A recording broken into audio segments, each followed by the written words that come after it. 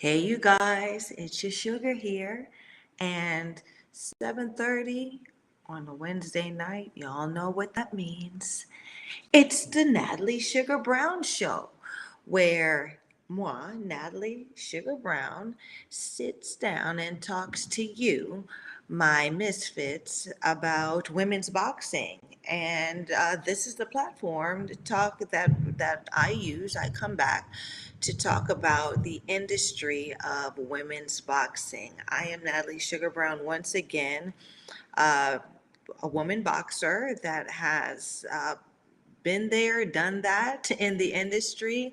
And this is the platform now that connects me to you guys, where I'm giving you the authentic perspectives of a woman boxer in women's boxing. So, yeah, here we are. I've already got somebody chiming in. Hey there, Eddie. Eddie Barrington chiming in, talking about, hey, sugar. Hey, Eddie. We in here. Okay, then. Party done got started.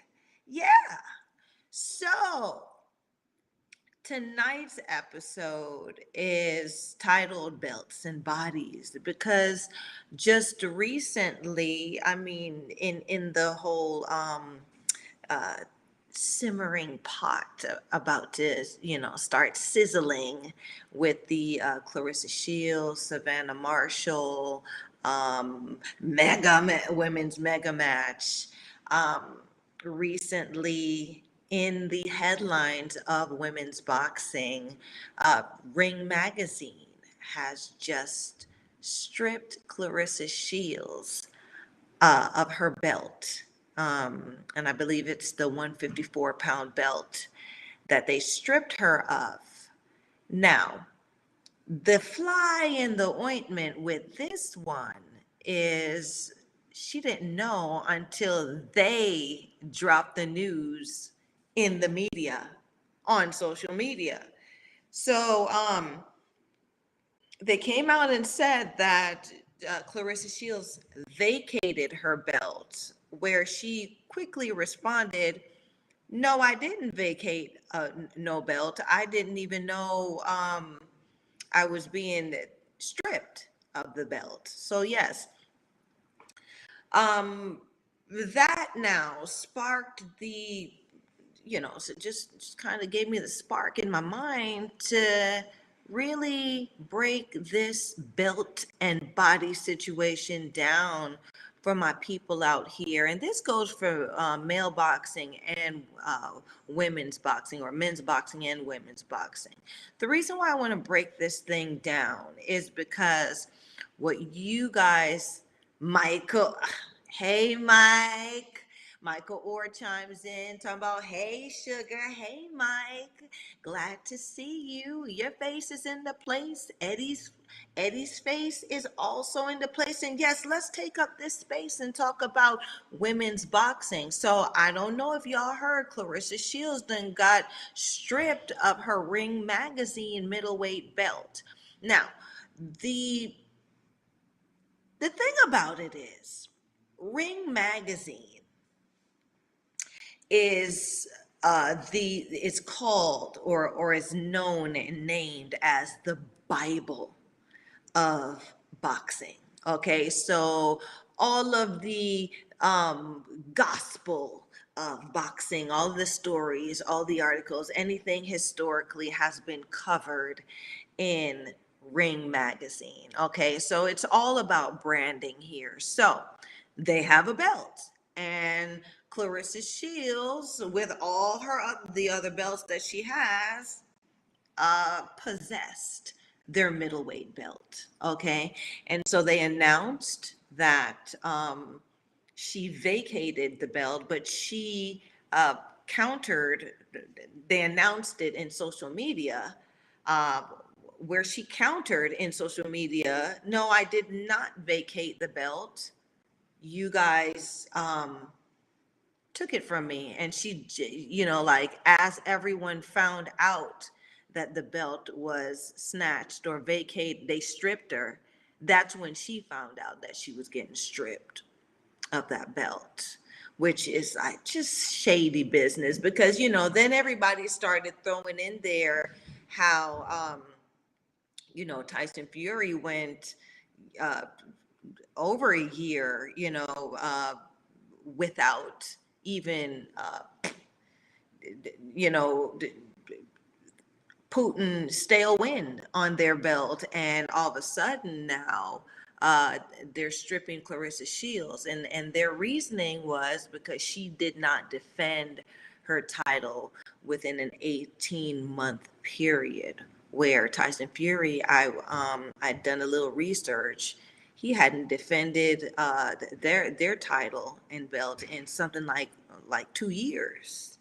You know what I mean? So this is where I always talk about the receipts needing to be checked. Okay. So this is Clarissa Shields is the women's champion, period. She got all the belts, all the titles. Okay. All the bells, all the whistles.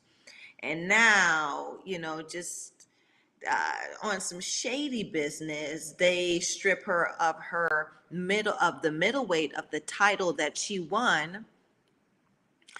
Coincidentally, around the same time that Natasha Jonas will be fighting, goodness, Eva DeCarey for that middleweight title. So, I'm sure y'all can connect the dots on this. They want to give them girls the belt because they feel like Clarissa Shields ain't making them no money on top of that belt. And possibly Eva people them or Natasha Jonas people, Eva DeCarey people them or Natasha Jonas people them. Put whispered in somebody's ear and slid some money under a table and say, look, we want that belt. We'll make you some more money with that belt if you give it to us. Okay, and so said, so done.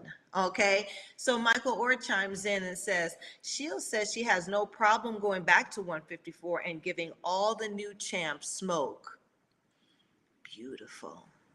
So, I hear her, and thanks for adding that, Mike. The thing about it is that Clarissa doesn't understand, and I'm always saying this. There cannot just be one queen. And if you are one queen, you need to have some bad bitches or some bad broads up under you that'll hold your belt for you till you come back for it. If you know what I mean. So if she was giving other names, if she was bringing some other broads up under her, Raquel, or all of that, I keep saying her name or whatever, and saying, listen, we're gonna fight for this 154 belt. I'm gonna come back. Okay, I'm gonna let you defend. If you win or whatever it is, okay, I'm gonna defend this belt with you. Okay, and if you fight under me for these many months, or if then we'll come back and do another mega rematch with that 154 belt. Then you have a deal. Why? Because Raquel knows that she's gonna make money. She's gonna make some money, right? Because Clarissa gonna fight me in this amount of time, so I can make some money at 154. Clarissa could also make the deal with another 154. Okay, up and coming, and say, listen, I'll fight you at this time. Okay, so she's defending. But no, all of these broads in the business want to be the queen, the one, the only one, right? They don't want to share none of the money. They don't want to share none of the shine. And this is what happens. You can't beat everybody, Clarissa. Okay, so you can feel like, because this is what they trying to do to you, honey. You don't see it. The business been here before you. And You may be the boss in the ring, but there are many bosses, okay, under the whole umbrella of the industry. You can't moonlight up and down in weight because, as I said before, when you're different weights, you become a different fighter, right? So you can't come down from 65, then go to 54, then do this, and then go back up and do that. You can't do that, okay? Body won't let you do that. You're human.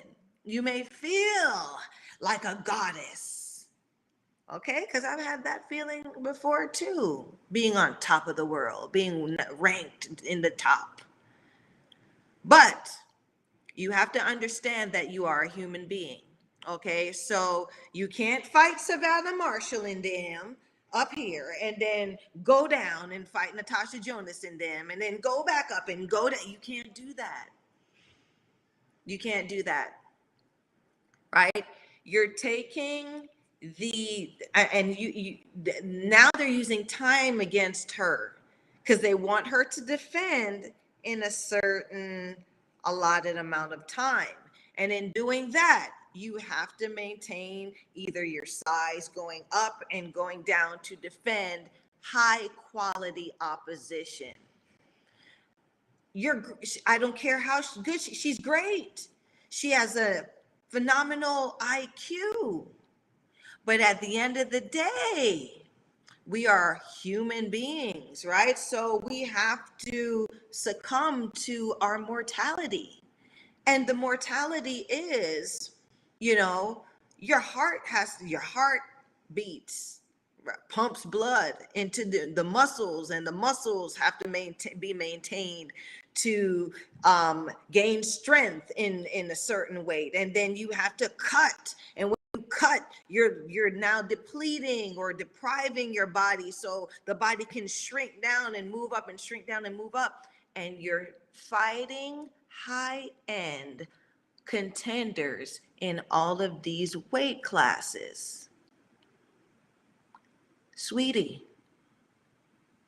slow down. Now you gotta you gotta pick an outfit, right? Because you can't wear them all. Okay, so either you're gonna be super middleweight champion or middleweight champion, or you're gonna be junior middleweight champion. Okay, and sit on that throne and bring some other broads up under you so you can make this money, because it's not about the attention. It's not about the spotlight. You cannot sit in that spotlight for very long. Why? Because as you're progressing, you're going, somebody else is coming. But that money got to be made. So as you're going, what you want to do is you want to bring somebody up under you to keep you afloat with that money. So you can capitalize as much as you can while you're in the spotlight. Okay? These sanctioning bodies don't love nobody. Okay? They are rest haven for broads who want to be champion and who will do anything to be champion. And these broads have backers that will invest and pay these belts and bodies to give their girl a shot at obtaining that belt so they can make some money off of the investment. That's what nobody is seeing, the business of boxing. So Michael Orr comes in and says, she has fought 154 in over 18 months. It's funny, choose to stop her of the belt just before her fight and just in time for the winner of Jonas de Carre. Yeah, I mean, it's not funny. It's sweet. She's now learning that the system will always win. The business of boxing will always beat you. What you need to do is run in, get as much as you can, and get the hell out while you have your faculties. okay? Because this thing will drag you. It will. It feels good being in the spotlight, right? You don't want to leave it. That's why a lot of my fellow male boxers and female boxers, they keep doing it until, they're the ones that become high-end journey journeymen and journeywomen, high-end opponents, stepping stones, not even gatekeepers anymore for the next up and coming. Okay, and you don't want it. You don't want to be that. You don't want to be so desperate for the attention from it that you will make a mockery of your legacy. Okay, um, so yes, they chose to strip her. They didn't strip her before. And nowadays, we got email, we got all sorts of stuff for communication. They did not even send her an email to say, you're approaching the 18-month window. Are you going to defend at 154? Do you have anything scheduled? No, they let that thing expire just in time for Jonas versus DeCare, because they've been talking to Jonas and DeCare, either Jonas or DeCare, about, yeah, we're going to make sure you get this belt.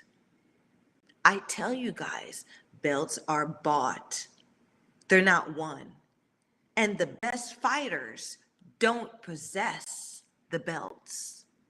Okay? I guess it's how I think it's maybe hard for some people to believe, but it's purely political. That's why I never played the game. Okay? Sugar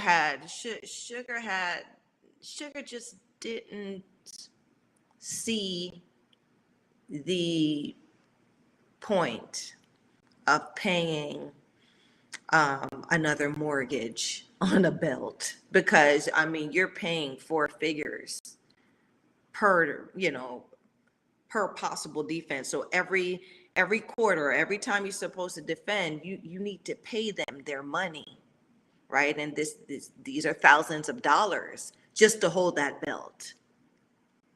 Nah, right? That wasn't for me. I knew I was, if not the best, if not the baddest. I knew my name and my reputation was enough for people to say, yeah. But the system did beat me because they capped my money, right? Because belts are branding, right? If you have a belt, that adds another zero to your pay rate, right? And so, where I was a part of the previous class and generation where they just wanted to see some badass women fight, and they knew who the baddies. Now the belts, they've incorporated the belts into women's boxing, and the belts matter now. So it's not enough just to be a baddie.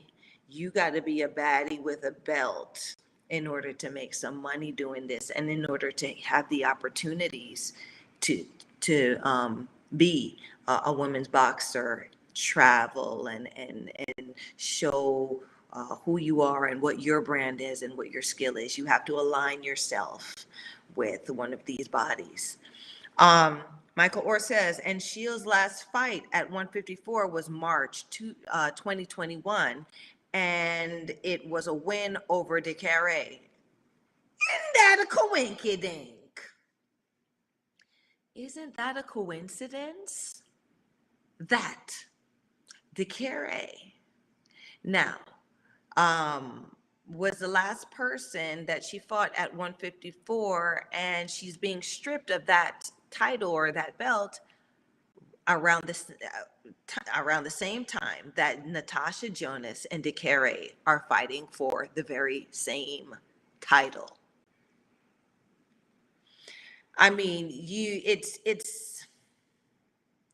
It's disheartening for me, because this is the one thing that I knew about women's boxing was we were real. Okay, we were realer. than, you know, I would even say the male boxing, because we were fighting to be the best. We were fighting, you know, and we knew who the best was and who the better ones and who the contenders were and all that. We knew that. It was apparent. No one was really buying these favors, right? I mean, you had those who was getting it, you know, giving out a little kitty cat to for the better trainers and to go to the better camps and things like that. But it wasn't to the point where, you know, it's now the the belts and all of these things were involved. It was just I don't know, just sweeter times for me. Um, so now it's political, very political. Eddie Barrington says, that sounds like the casino for me. That's funny. You know, I could never really get into gambling at the casino. I tell you a quick story. One time I went to the casino with a friend and he was at the blackjack table. And, you got to put your money in so you could get a hand or whatever. So he was like, yeah, you're going to put your money in? Yeah. Okay. Yeah. $50. I said, oh, $50, because I thought, okay, you know, I get to try or whatever. So, all I know, cause I don't even know how to play blackjack. Okay. The dealer or whoever standing in the middle puts out the cards and everybody put their card down, and he swiped my coins, you know, my chips. And I was like, okay, can I get my change back? And my friend was like, you don't get no change back, you lost. I said, what you mean I lost? So they just take all my money? That was $50. And listen, sugar can be frugal, okay? You're not just going, unless it's going, I'll spend my money, but you're not going to take my money off of no card game. You're not going to take my money off of no stale bet. No, I don't play that. And ever since then, I just been traumatized about gambling. Yeah, I don't do it. I don't like guessing, right? I don't do that, right? So like when y'all hear me tell me, oh, I just might put my rent money on that, just know, just know how real that statement is coming from Sugar. Okay, so Eddie Barrington also adds in roulette. So I guess that's Eddie's game, you know, at the casino, roulette. Listen, you do you, but Sugar, I just can't do the the casino got pretty decent food though. You know, I go for the food and the socializing and stuff, but I keep my money in my pocket. Michael Orr says, the ring cited their rule during the stripping of the belt that they do not allow a fighter to hold a ring belt in two weight divisions while being inactive in one of the divisions for 18 months. So, you couldn't have sent that to Shorty in an email? That's all I have to say. Like they're still slime. They're trying to be, oh, you know, we are upstanding and the rules, where ain't no rules. Ain't no rules. Clarissa, they mad that Clarissa didn't make no money on their belt for them for the past 18 months. And so they snatched that belt from her because either Jonas people them or the Carey people them said, we'll make you some money off that belt, right? Because Clarissa, she has, I mean, she's kind of losing sight of what the business of it is. You can't just walk around with the belts. You have to be fighting. You have to be working those belts. Working the belts ain't putting them on and shimming around in them. Working the belts is you got to fight a bad broad, a contender in that weight division within a certain amount of time. You got to sell that belt. You got to bring attention to that belt. You got to have people to buy tickets to see that belt being defended. Otherwise, they're going to take the money. They're going to give it to somebody else who's going to do that, right? They don't love you that much that they just love to see you possess their belts. No, it doesn't work that way. That's why you used to see certain champions throw belts in the garbage. That's showing the sanctioning body that, listen, I don't need this shit. I'm me. I'm the champ. Okay. Um, and to be quite honest, I mean, Sugar's out the game now, so I could say definitely what I want to say. I ain't got no papers holding me back. I'd have threw that shit in the garbage in front of everybody. Here go your Ring Magazine belt, bloop, in the garbage. I'm Clarissa Shields. I'm the champ, right? Because it was very disrespectful how they did it. Okay. Um, Michael Orr says, right, right, okay. Michael Orr also says, ding, ding, ding, we have a winner. Also, Michael Orr chiming in, oh, you didn't make us a dime for 18 months? Bye-bye, Shields. Yes, they was like, bye, bitch. And that's what I'm telling you. So these broads that you see got all the belts and stuff. They don't have all the belts because they bad. They got all the belts because they paying the mortgage on all of these belts. Okay. And like I said, you're paying at least four figures to hold each belt within the duration. So you're paying those four figures at least 3 or 4 times a year just to hold that belt, right? They don't care if you're fighting anybody else. They don't care about that. You need to make us our money, okay? That's what they care about, and that's what this business is. Michael Orr says every belt represents a percentage of your purse. Okay? So now you get it, Mike. Right? And that's what I want all of the audience to get. I want the audience to understand that it's not about the business of it. It's not about who's the best. The business is not about, asses in seats per se. The business about it is pay us our money. Right? And with the promoters now, they translate that to, I hate this term, asses in seats. Put asses in seats, please. So that's why they're running to women's boxing, because the sanctioning fees in women's boxing are way less than the sanctioning fees for the belts in male boxing. So that's why those guys, those boys sit around and,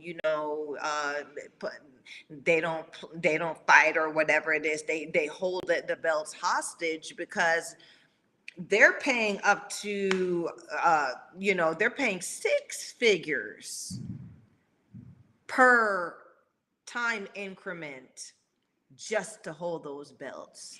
So that they have millions of dollars behind them, millions of dollars, people who possess millions of dollars behind them, just so they can sit back and decide who and when they fight to defend those titles. So Michael Orr chimes in saying major sanctioning bodies get 3%, and that's up to $3,000. That's for $1 million fighter, right? So this is women's boxing, and I don't care what nobody say. We don't have no $1 million fighters. Katie Taylor is not a $1 million fighter. Amanda Serrano is not a $1 million fighter. Now, the revenue from that match might have been $1 million, over $1 million, but not one fighter. No one fighter in women's boxing is generating a purse of $1 million. No, ma'am. No spam. No ham. So, said that to say this. I mean, we're gonna review what these belts are and what they're looking like and all of that stuff. So, um, you know, I for an average woman boxer, she would get something like $50,000 at least. Depending on who she is and where she is, at least $50,000 for a title shot defense, or for to go for fight for their title. So she's gonna pay like $5,000, right? And I know this. You can bargain, but they want at least $5,000. They're not even going to take $1,000 from you. They want at least $5,000 for you to hold their belt, at least. Okay, so when you saw, and goodness, my fighter, my Misfit women's boxing channel hasn't chimed in yet.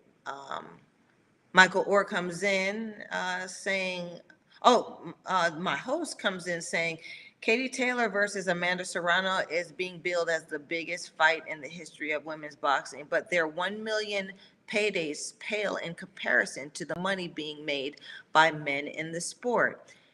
Until we can see the receipts on that bull jive, it's just a cold fart in the wind. Yeah, I said it, right? There are no $1 million women boxers. None. It's billed as the biggest fight in the history of women's boxing because people paid money, right? In the history of women's boxing, that was the most money any promoters have invested in a women's boxing match. It wasn't that it was billed where, people, it generated all this millions of dollars. No, right? You got to understand the business, and you got to understand words. When people are trying to jive you, you got to listen to what they're saying so you don't get jived. Okay. Michael Orr says women pay 2% up to $200,000. So who paying that? That $200,000 is a purse. They not paying $200,000 to hold none of them belts. Like I said, none of those broads are $1 million fighters. So they may pay up to 10, from maybe 10 to $30,000 to hold the belt, right? To hold on to the belts, depending on who their promoter is, depending on who they are. But they not paying nowhere near no $200,000 to possess, sanctioning fee to possess or hold on to no belt. And really that's what the argument was about women's boxing, right? Because those bodies were male based, male dominated, and they just did not see where women's boxing would be that interesting to the general public for them to justify their fees for their sanctioning. So we did a lot of unsanctioned fights, right? Our fights were unsanctioned, unrecognized by these mofos who are now the authority on which broad is the champion. But before, right, when we couldn't afford, when they didn't acknowledge us because our money wasn't good good enough for them. We still had our own champions. We still knew who the champs were. We still knew who the best was. And that's when it was authentically real, right? Because there was nobody to really pay off. You just had to be the better broad, better crone.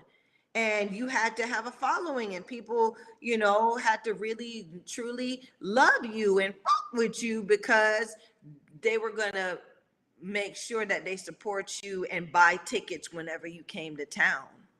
Okay. um my host says, how much money does Amanda Serrano make per fight?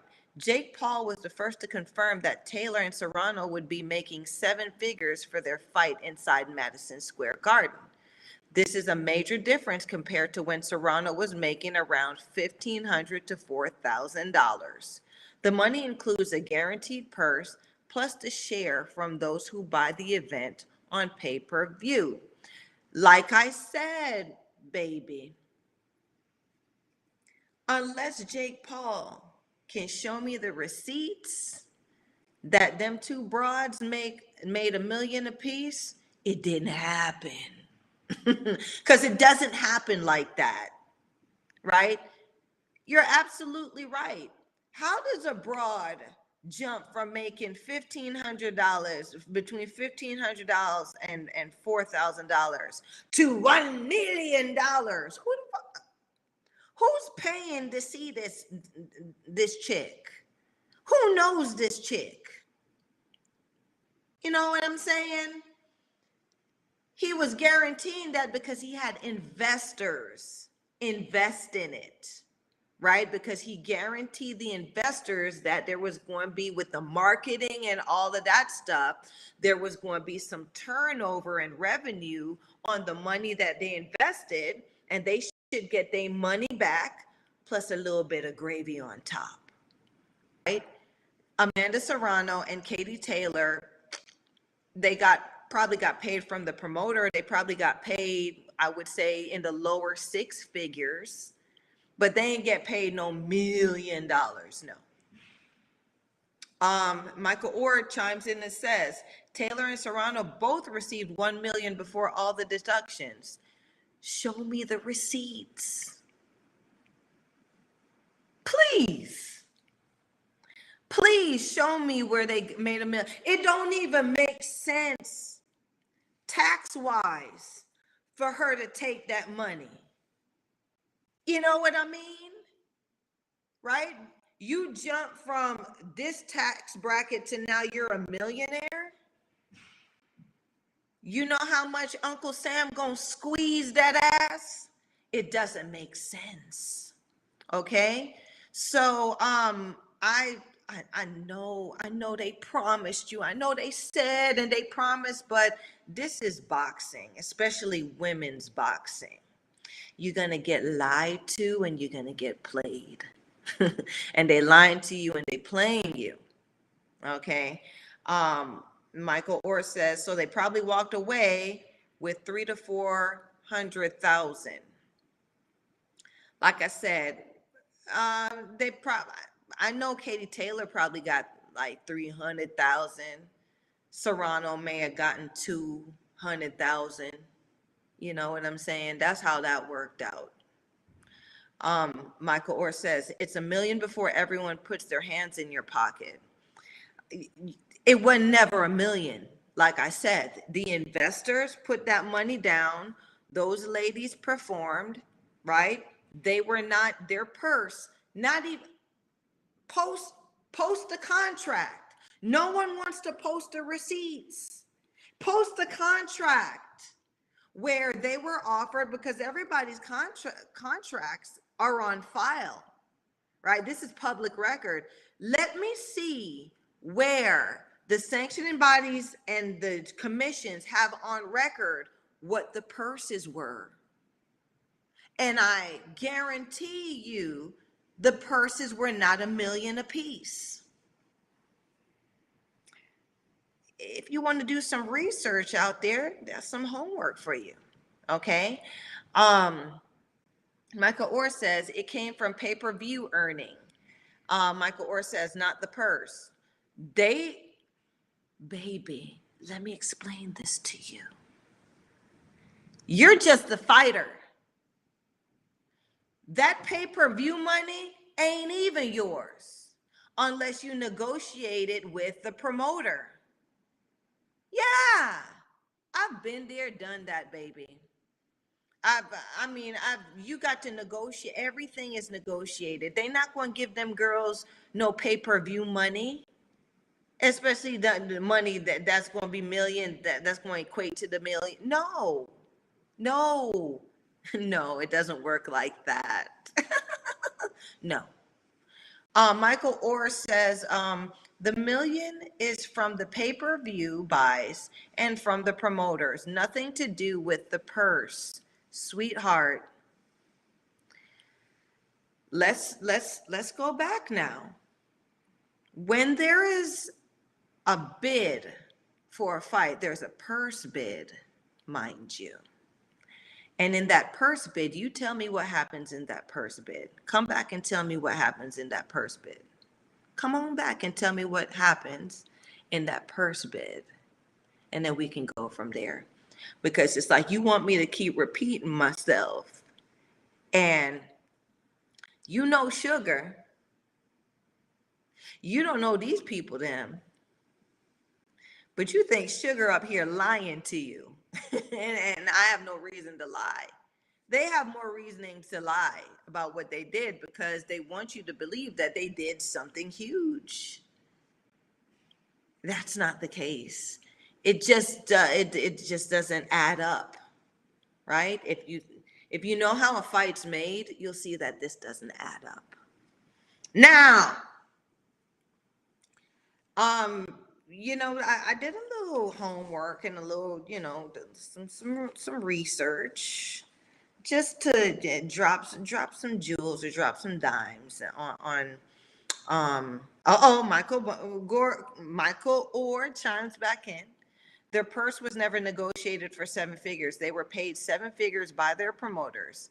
That's it. That's how they made their money. Their purse was nothing close to seven figures. Please show me where their promoters paid them $1 million.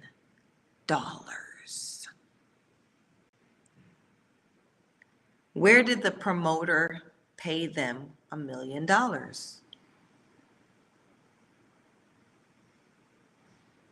They got paid $1 million each. It doesn't work that way, baby. Michael Orr, it doesn't work. Michael Orr says, I'll send you the article. I don't care about no article. I don't care about article is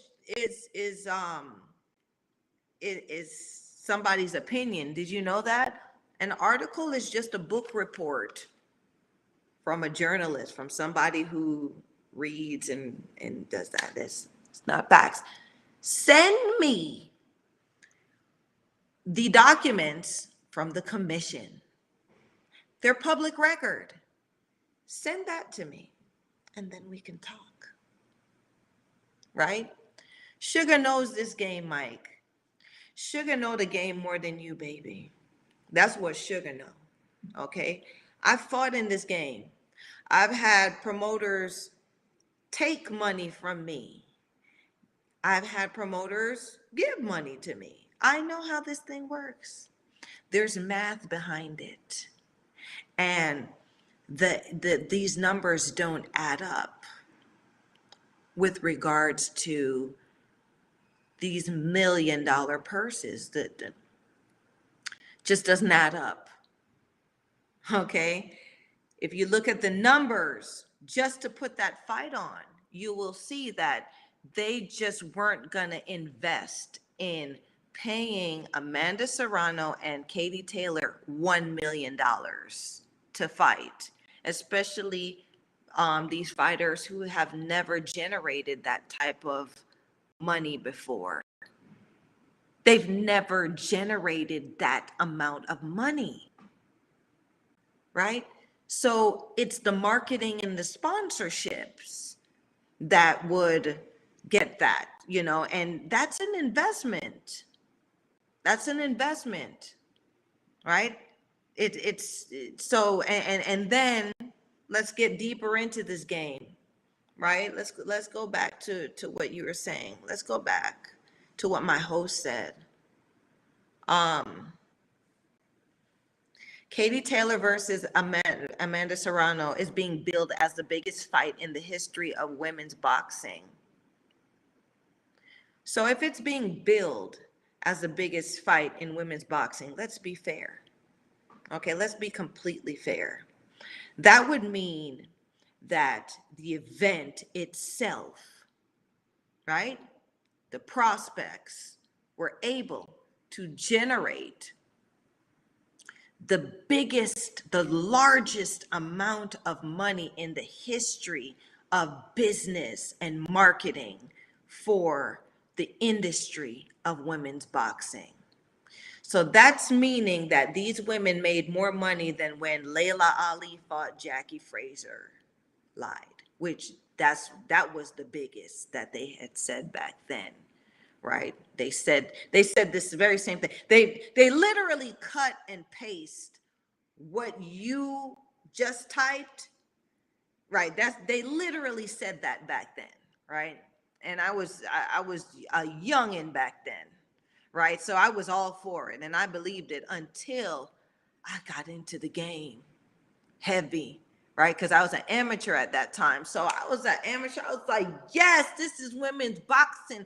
We're going to make that money now.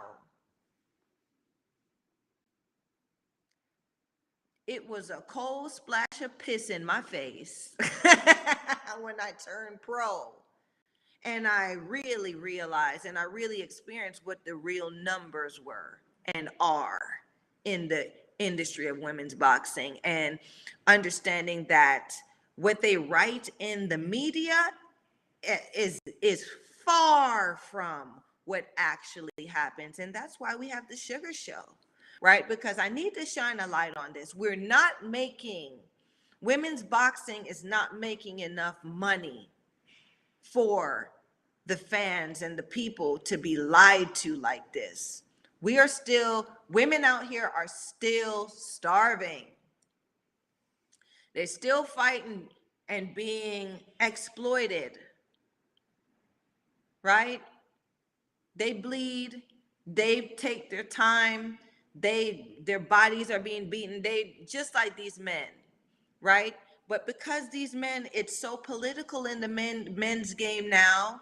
It's so political where you got to put your money where your mouth is. In the men, they're pivoting and they're getting what money they can by lying about the inflated numbers in women's boxing, because no one ever checked receipts and no one ever checks receipts in women's boxing. Because when we start as women's boxing, right? Because people out here, look, there's so many damn shows out here. The real women's are talking about women's, about the industry of the business of women's, and none of those mother suckers are saying what needs to be said, which is the dollars and the cents and how it makes sense and how you gonna make a buck trying to make sense in this business, right? Everyone does interviews and it's all for show, right? If you're not marketable, right? You see this? You see, I got a nice little body too, right? I had to work it. And I ain't working in the cheap way, right? Because at the end of the day, I respected my craft. I can fight, right?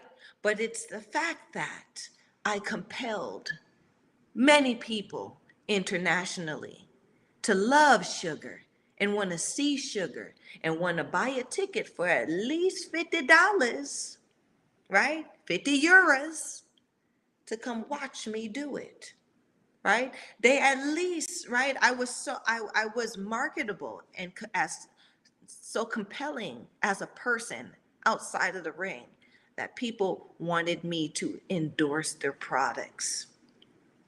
People wanted me to wear their gear. People wanted me to do all of these things that allowed me to make money as a pugilist, right?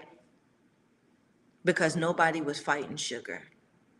How do you think sugar survived? Right? It was tough. But that's what the business is. Ain't no broad out here. Ain't no bish out here. making millions of dollars because they're such a great fighter. The great fighters were the women who started this shit. Those are who the great fighters were. Why? Because nobody even gave them a spotlight.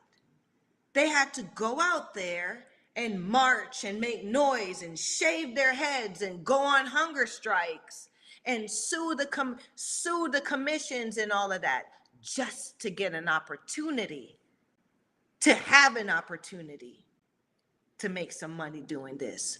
Those were the great women fighters. Those women got together and fought each other so they can make money. Now what you're seeing is the garnish on the plate. What you're seeing are entitled little wet-nosed broads thinking that, or faking that they're making all this money, because they're not. And if they are making this type of money, they selling something else too. Okay? Yeah, I said it. And I don't need to argue. I don't even have to argue. We could fight about it. Okay? They not the money is not that fluid in women's boxing, right? And there's a lot of broads in the business that they just want a seat under the spotlight, and that's good enough for them. They just want to be flown out somewhere and stay in a nice hotel, and that's good enough for them. Okay? They're not trying to use this to do nothing else but get whatever 15 minutes of fame that they can get. Look at the bag lady. Had welterweight champion for since I've been pro, for like over 10 years, close to 20 years. And she's till this day out here trying to beg somebody to fight her so she can make some money. You had those belts for all those years, and you telling me you didn't make enough money to be a promoter and promote others and have your own place in the market of this industry so you can make some money off of these wet-nosed broads coming up? You telling me you didn't? No, she never made that much money. There wasn't that much money, right? And you get treated so good, right? They call you the queen. They treat you so good that you think it'll never end. And you think these people love me and they'll always love me till the gravy train run dry. And then that's when you see who your real friends are. That's who you see who your real man, who really wants to manage you and what they do for you. Okay? That's when you see where your pennies go. Huh? That's when you see. Okay? So, I mean, I sit back because I know and I see it all because I've been there and I've done that, right? But I'm not going to argue. I'm not going to sit here and argue about no article. I'm not going to do that. I love you, boo-boo, right? I argue about something else, but I'm not going to argue about somebody else's opinion who just happened to write an article about it. Nope. And a lot of them folks have never touched the ring, don't know nothing about this business, right? Even the ones who sit on these panels, they're getting paid off. Somebody stuffing something in their pocket, except for Sugar, right? I will always be loyal to the truth. And I'm not doing this for the attention, and I'm not doing this, I'd love to make a buck, but I'm doing this because I've seen so many of us, and I've also I also want to count myself as being swept up by this whole industry. And I know that there are still women out here that put their heart and soul into this, and they deserve the truth. They deserve to know what they're signing up for. They deserve to know how to freak this system, because the system going to definitely freak you. Now, like I said, I did some homework, and we're going to move into what these belts and bodies mean. Okay, so, um, you know, it's not really out there and people don't know. All they know is fighters have belts, right? So, um, for my first question, or the first question I'm answer is, how long can a fighter or boxer hold a belt without fighting? Right? So, like I said, these sanctioning bodies, once you get the belt, right, you do get you get a 6 month window to celebrate and to feel good about it or whatever. But after that window, at least they give you, they give you 6 months at the most. Okay. You got to start working that belt. You got to start working that thing. Okay. So, the champion generally should aim to defend the title either mandatory or voluntary. So mandatory meaning you want to fight the next person up under you, the number one contender, the challenger. Either you fight that person voluntarily, or mandatory, right? And a lot of the times they have some leeway, so they'll defend, but they won't fight their mandatory. They'll fight a voluntary, which is somebody down lower in the rung to say, yeah, I did it. I gave him a title shot, but it wasn't no killer, right? But sometimes, right? You got a shark waiting down there in the lower rungs of the ladder, and they give that person a shot, right? And I always say, everyone's got a fighter's chance, okay? And they may mess around and win. And now they have the opportunity to take that belt and pay them people their money for the sanctioning fees. But most of the time, if you're defending that belt, okay, your promoter and you or both, either or, they're paying that sanctioning body their money so you can hold that belt. Okay, so every time that there's a defense, voluntary or mandatory, somebody paying them at least four figures. Okay, especially in women's boxing. So they getting they $5,000 at least, at the very least. Okay, and it would be something like 3 times per year for the belt. So that sanctioning body knows that that belt is going to make them at least $15,000 a year, at least, right? Um, and then, that's a little over $1,000 a month. You paying rent, right? You paying them people their money to possess or to hold on to that title, that belt. Okay, so it's not because you're the best; it's because you're paying your money.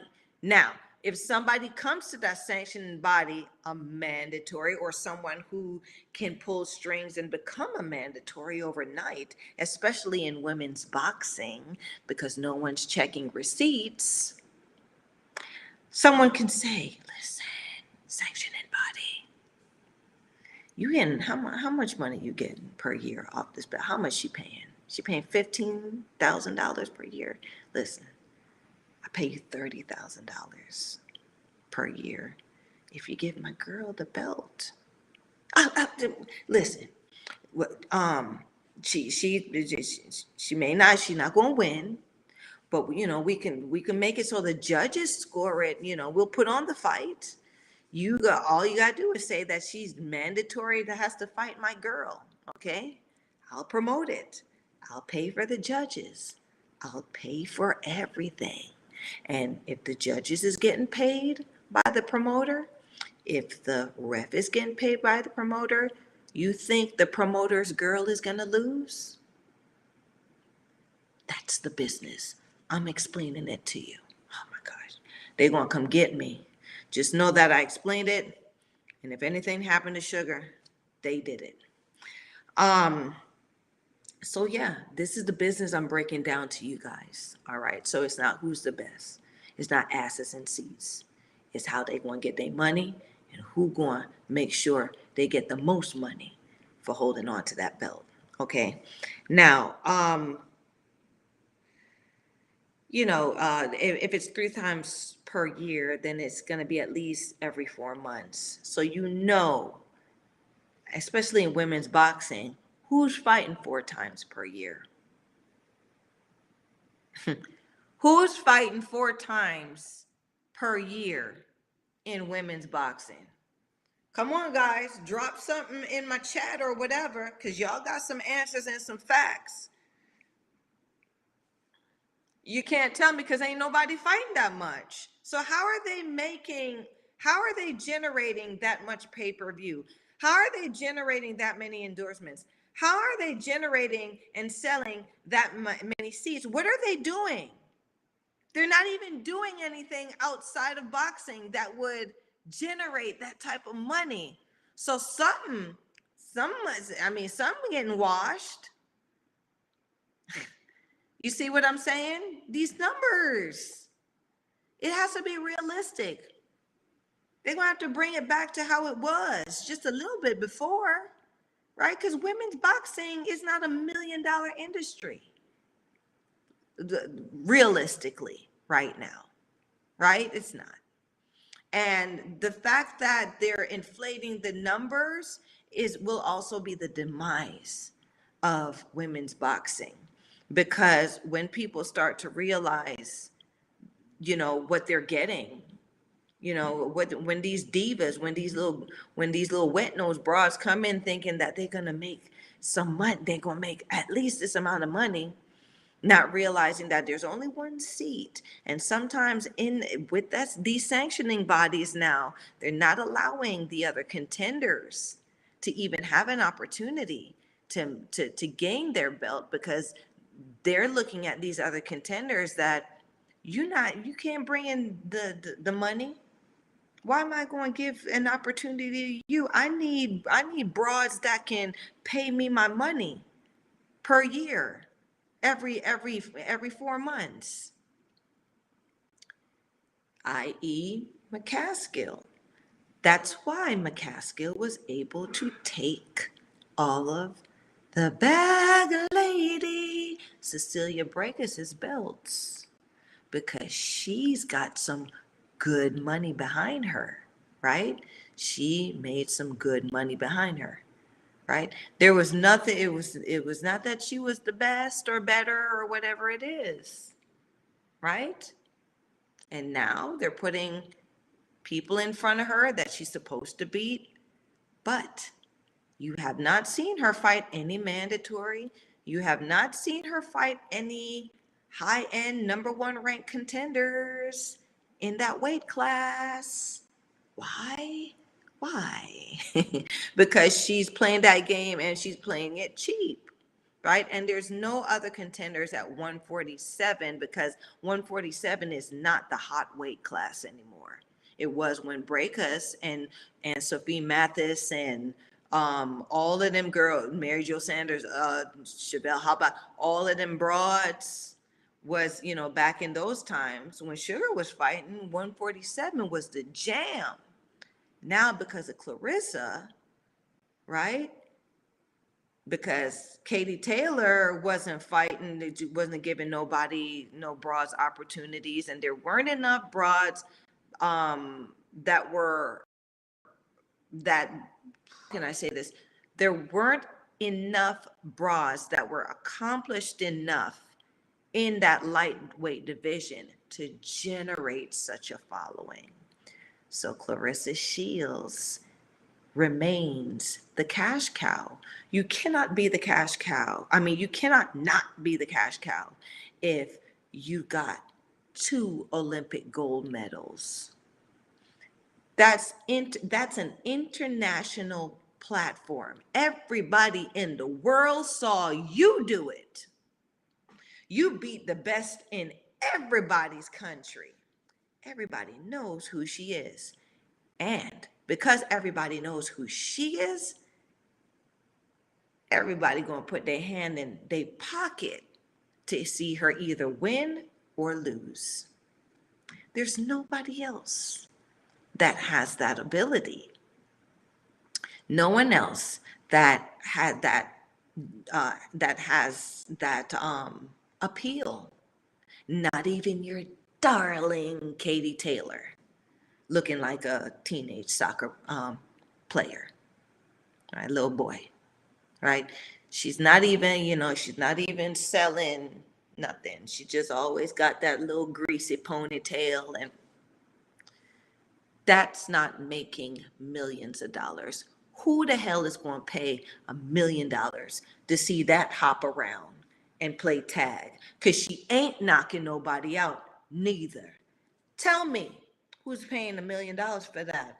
Who going to pay $1 million for that?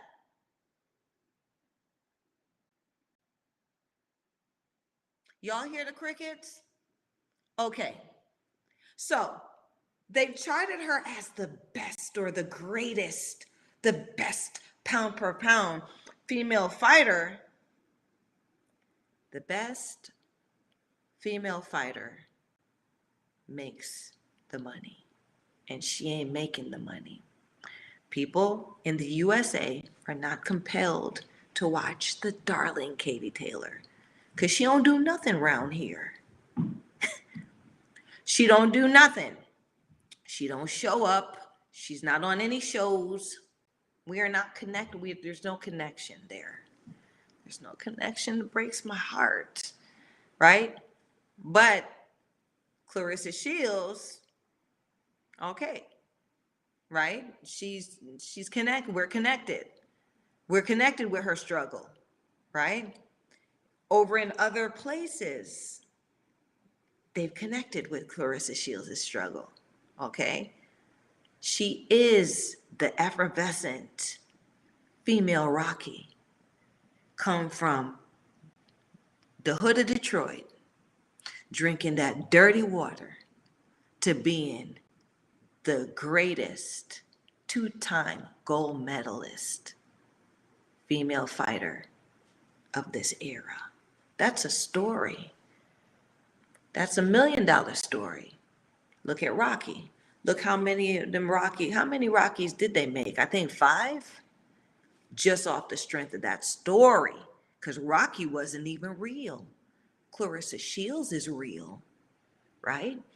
And if she's smart, she would make a storyline off of her little life, right? Just like Rocky, because her story is real. Unlike Sylvester Stallone, who is in the Hall of Fame, and he never boxed around in his life. Funny, ain't it? That's some funny shit. Anyway, so belts have to be defended every 6 to 9 months, okay? Do you have to pay for the belts that you win? Yes. They're not prizes. No, you pay for those, right? You just pay. It's like you had a birthday party and you paid for the birthday cake. The belt is the birthday cake. That's why I say I have many belts in my closet, right? Those belts are just as good as a broad's belt that she bought. You want to know why? Because I can defend that shit. I can whoop ass and defend that shit just like she did, right? It doesn't mean she's better than me. It just means she bought a belt. So these are called sanction. That's my word today, my tongue twist word. Sanctioning fees. These are called sanctioning fees. Okay. Um, that fee is your mortgage, what you got to pay to hold on to that belt. Okay. And so there are four major sanctioning bodies, which I will go over later on, right? And we're getting up there in the show, and y'all know sugar show go a while. They go for a while. Um, okay, so like I said, you're looking at four figures minimum to hold on to those belts, and you have to defend those belts in the duration of time that each sanctioning body gives you, right? So you have to defend, or you have to pay them their money directly for holding that belt. Okay, a lot of these broads are paying that money directly because, like I said, I'm breaking down the rules now, right? These belts must be defended at least 3 times a year. Okay? 3 to 4 times a year? Which female boxer do you see, these big names too, fighting 3 to 4 times a year? None of them. They're not fighting. So guess what they're doing? They're paying for the belts, right? Somebody in their team, some endorsement or whatever, is paying for them to hold on to that belt until they may, you know, get some money together one or maybe 2 times in the year, most likely just once in the year, for them to find somebody, and not even a major contender, because a major contender has to be paid to contend or for that shot at the title. So they're not even using contenders, and they're not using mandatories. They're using what? Tomato cans. Why? Because you could pay a tomato can anything. You could keep your money in your pocket because they got to pay that sanctioning fee. Right? They're not paying. They're not. Yeah, these broads. They're not getting paid that big old amount of money that you think, right? And they don't have enough money to pay a real contender to defend that belt. So that's why you see a lot of these mismatches and all of these superstar tomato cans, right? Borislava out of Bulgaria, she got damn near 100 fights. What is she, like 90-10 now? 90, sorry, 10-90, 10 wins, 90 losses, right? Why? Because they could pay her anything. She's in Bulgaria. I don't know what I'm sure the exchange rate on these monies that she's receiving can give her, and pay her a nice little lump sum where she's living in Bulgaria. Oh, Women's Boxing Channel chimes in. Hey, okay, you came in a little late, but when you arrive, it's always on time. So I'm glad to see you. Women's Boxing Channel says, how to do the sugar. What we talking about? Well, what we're talking about, the topic of discussion, the title of the tonight's show is the belts and bodies. And I'm breaking down what it means to have these belts and what these sanctioning bodies are, and what that means, or how that is intertwined into the business of boxing. So you're going to have to go back into the show. You're going to have to watch the first part of the show to get up to speed. Okay, baby? Women's boxing, howdy doody. Again, okay, so howdy doody. That's that Western. You must be over there watching some Westerns, or you like them Western, uh, old Western Johns, right? Howdy doody. Eddie Barrington says, WBC, You made it. So, Women's Boxing Channel, Eddie Barrington was looking forward to your presence tonight. And Eddie Barrington is glad that you made it in. Okay. Um, Women's Boxing Channel says, "Hey, Eddie, yes, I fell asleep watching a movie on my illegal Amazon Fire Stick setup. Ooh, look what you made me tell on you. Don't do that." What movie was it? You fell asleep on it. It must not have been that good. Um, but I digress. Going into with these belts and body, getting some information from Suge. Okay. So you're looking at, when these broads that have these belts, they're paying at least four figures every quarter of the year to hold on to that belt. So that's a mortgage. Okay. Um, they does a fighter get a new belt every time they fight? I think I don't think, unless it's outside of their weight division, and or outside of what they already possess, I do not think that they keep buying over and over the belt. Okay. Women's Boxing Channel said, "Hey, Mike, best show on the net." Wait a minute. Women's Boxing Channel, what's the best show on the net? Please say it. What's the best show on the net? Um, Eddie Barrington says, "Sugar show. Show enough. You showed up." You get me excited. Thank you guys. Yeah, I love it. Listen, it means a lot. It does. Thank you, thank you, thank you. Thank you. Women's Boxing Channel says, "The Sugar Show." Thank you. Thank you. I appreciate it. I really do. I do, y'all. Michael Orr chimes in. Champions maintain permanent possession of these belts, even upon losing their title. With a new belt made when a new champion is crowned. Absolutely. You damn skillet.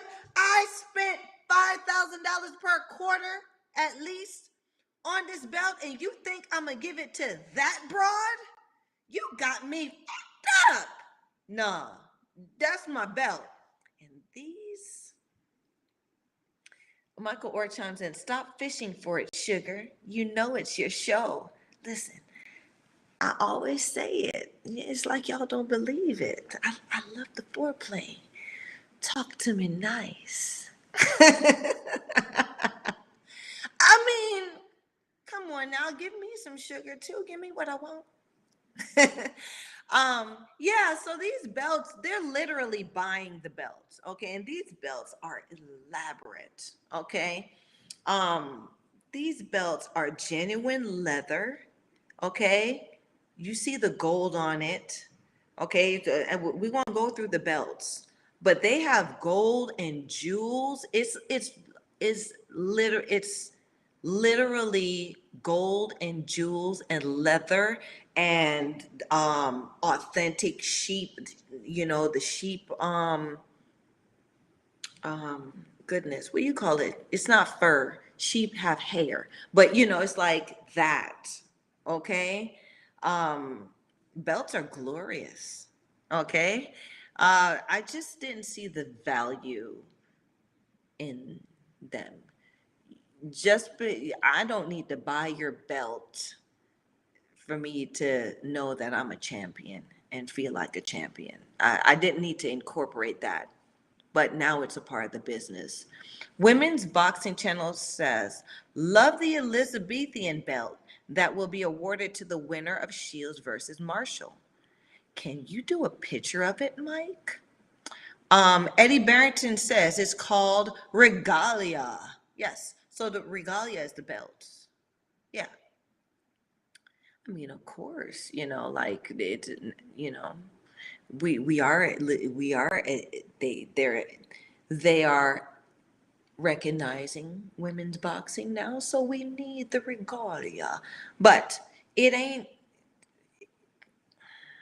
I just, I'm sorry. And they're still hoeing us in where they're expecting us to pay these big prices for their sanctioning titles for their belts, and we not making that much money to do that, so it's like they're playing with us. It's like, if you want to be like the boys, you want to play with the boys, you got to have the boys, the big boy money.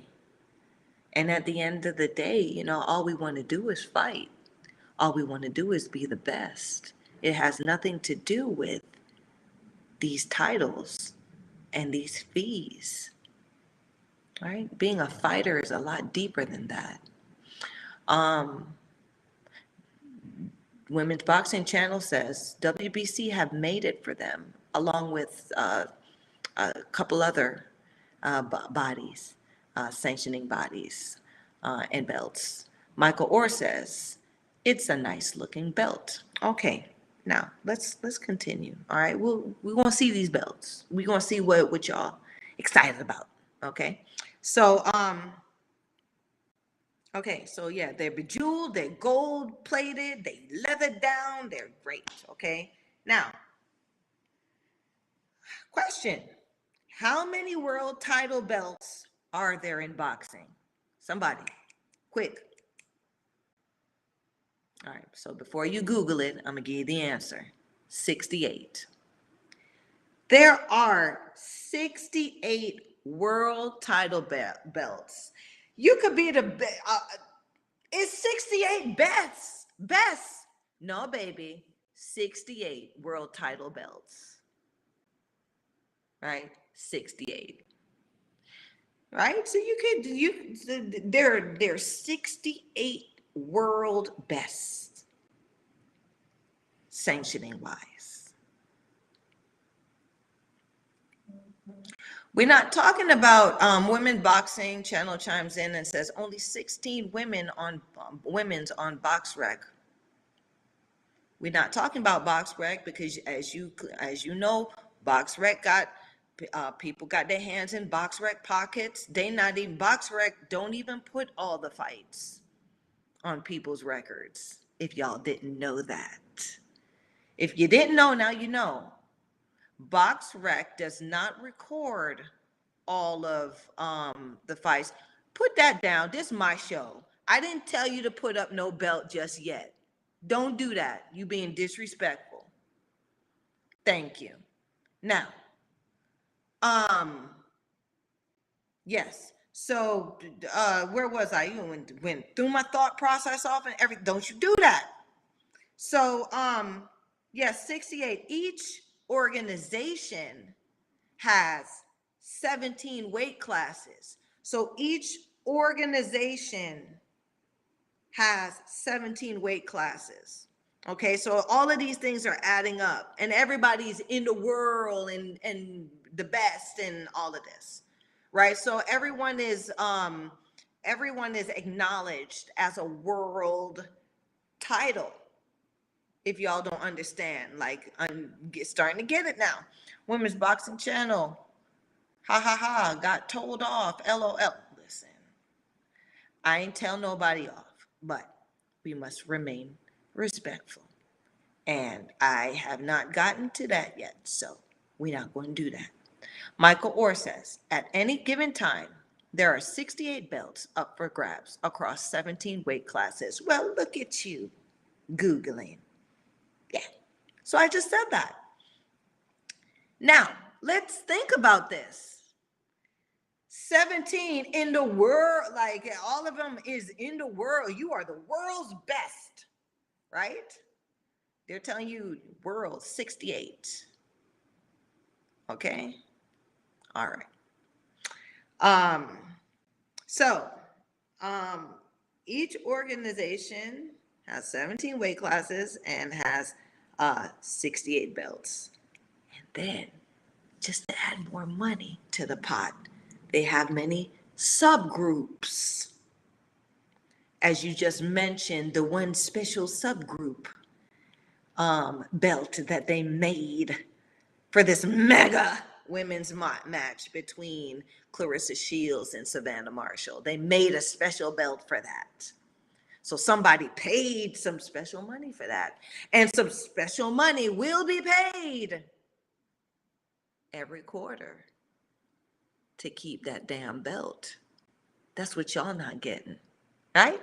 So, who? And I'm glad we're all talking about it and sitting here right now with that mega belt and that special belt, with everything that we've learned tonight. Who's most likely able to pay that bill every 4 to 6 months?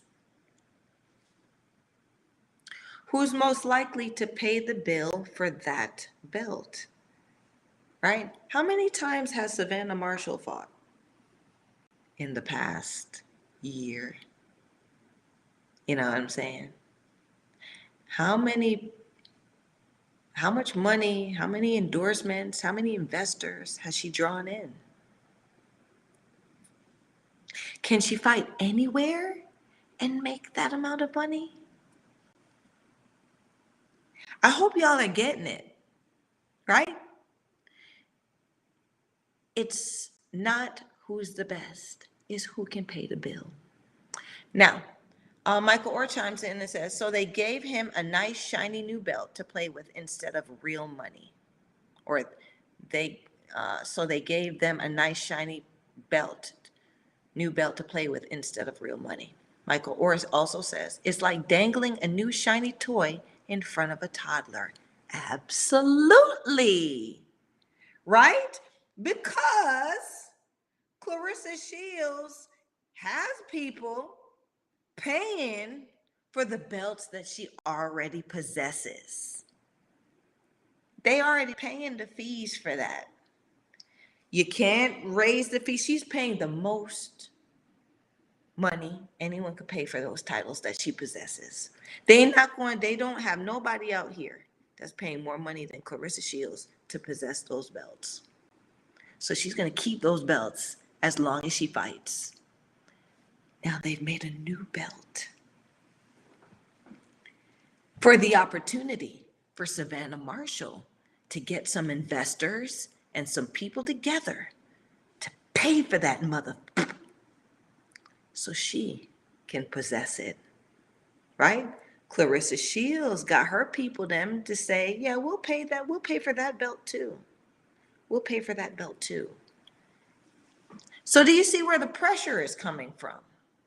Savannah Marshall has a lot of pressure on her that y'all don't even know about, because if she doesn't win, which, like I said, way back before Sugar had a show, when I was talking to these guys, well, my guys on Talkin Fight, I see it being a trilogy, because that trilogy is going to make money on this new Elizabeth or whatever they want to call this belt.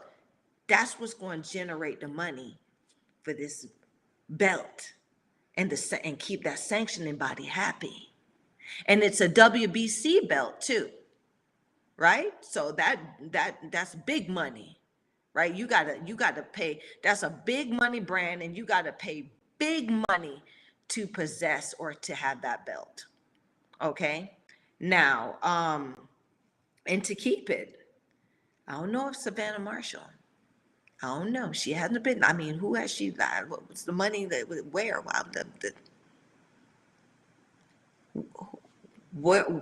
What kind of audience has she manifested enough to maintain to pay the mortgage on that belt? Women's Boxing Channel comes in 1910 EBU. Okay, so you came in with all the numbers and the foundation and everything. Good. We're gonna go through that in a little bit. All right, baby. Good. Thank you. So going back, because we're breaking these belts down, okay? There are subgroups, Okay, so like the WBA, for instance, has a super champion title belt, right? And this super champion, it is this super WBA champion belt goes up when the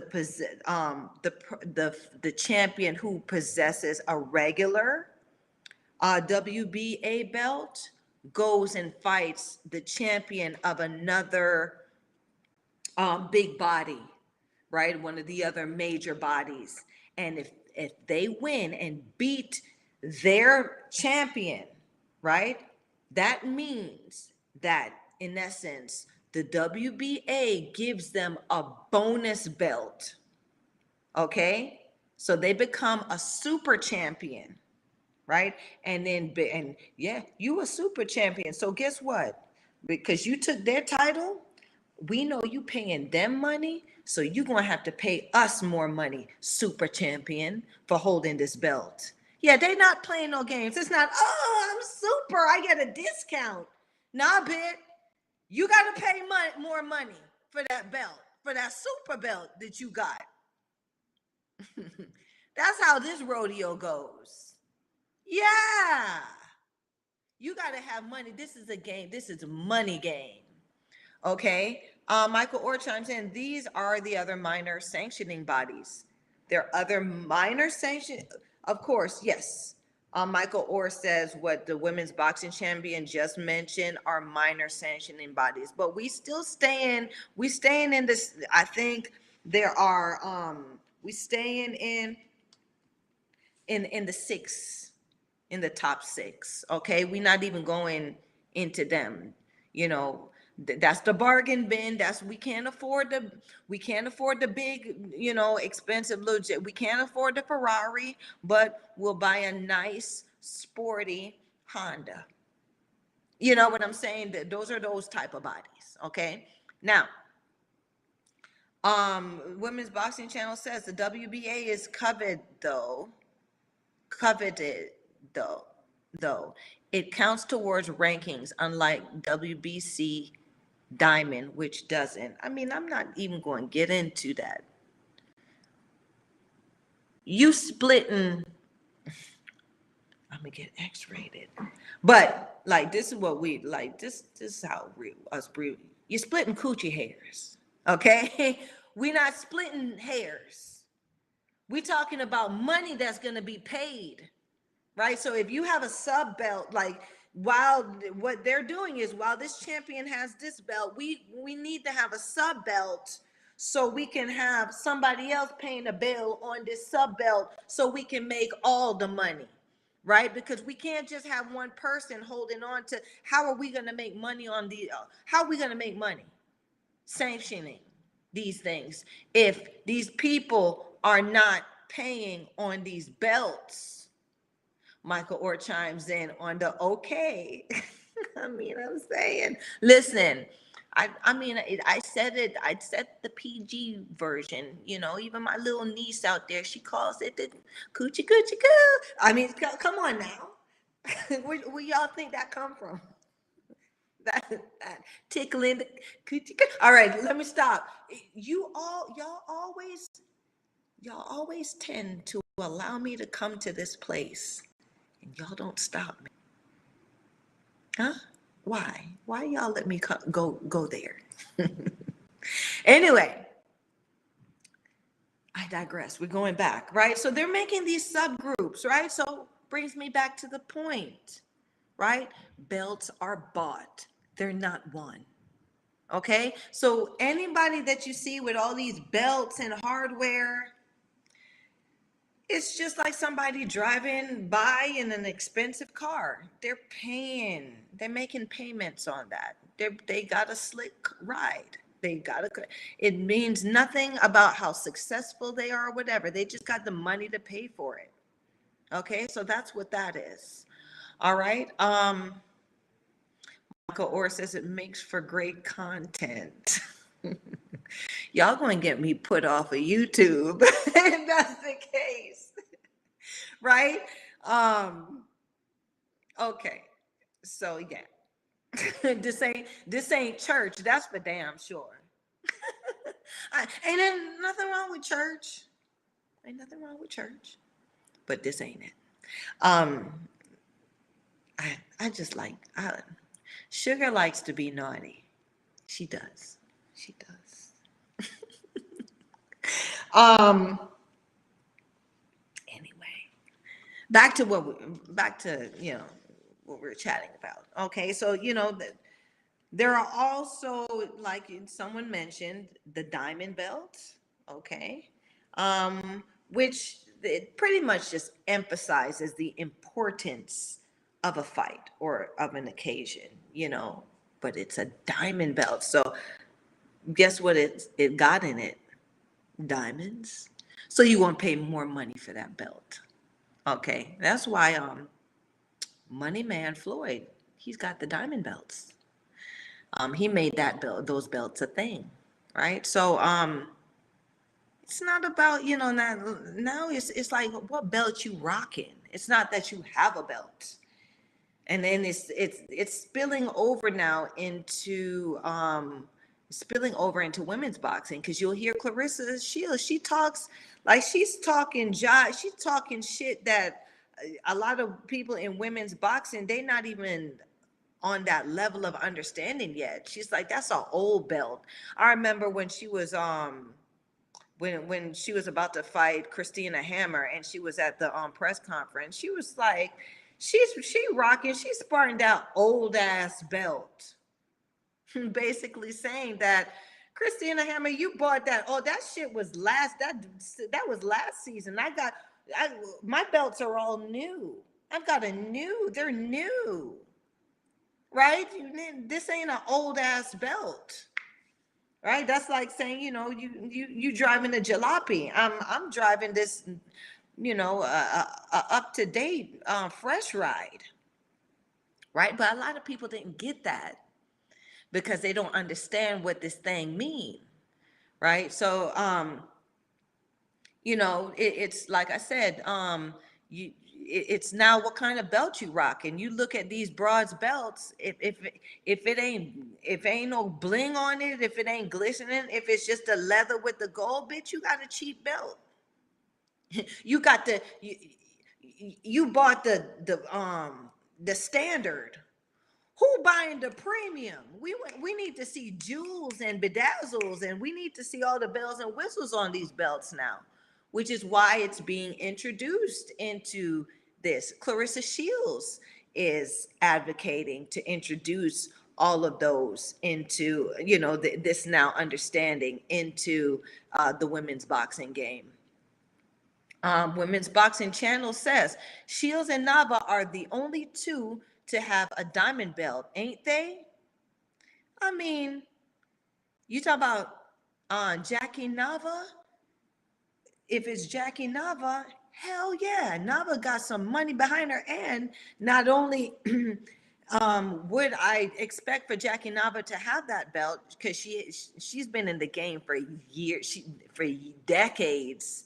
She's a crone, she's a baddie, and she's in Mexico, where WBC, that's where, that that's where the root is, right? So she is going to be their gal. She's going to be, she's going to have the nicest belt out there. Shields now can afford to buy a diamond belt, right? Because she can bling like that. She's making that type of money as a fighter to afford that type of belt.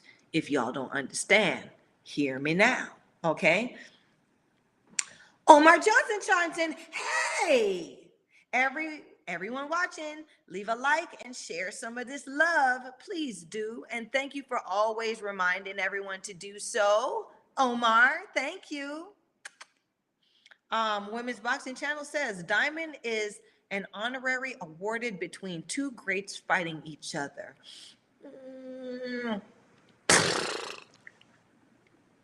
Bunch of hot air. Diamond is awarded to who can pay for the damn diamonds in the damn belt. You're just not getting it. You're not getting it. It's who can afford the diamond belt. Women's Boxing Channel says Nava retired last weekend. Well done to the old crone. She had a fantastic career. I watched her when I was young. I grew up. She was one of my favorite fighters. Her and what's the other one? They used to always go at it, and y'all know Sugar's bad with names. They call her La Tigresa.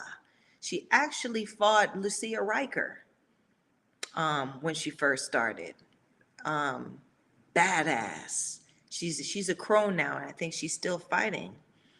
Y'all find her, please. Women Boxing Channel, go look her up. They call her La Tigresa. Um, I'm better at the nicknames. My grandmother used to always say this: your nickname is your real name. Your nickname is given to you based on the way people feel about you. So you just don't understand how honored I am to be called Sugar. It's a real honor. Um, but yeah, show's getting down into, yeah, I'm gonna have to, well, I need to start wrapping up. Okay, so I mean, why are there so many belts? Um, Women's Boxing Channel says it's who can afford. I ain't disagreeing, but not even if you're a zillionaire, you can't buy it unless it's offered between two grades. That's what they said to you. So, who did Clarissa Shields fight to get her diamond belt? Which great did she fight to get her diamond belt?